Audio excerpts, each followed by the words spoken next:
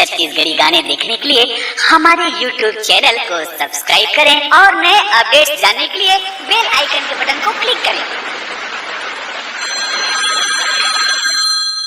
अषाढ़ आ गई धान वो एक बेरा होत और कतेक दिन लगी जी जल्दी आना।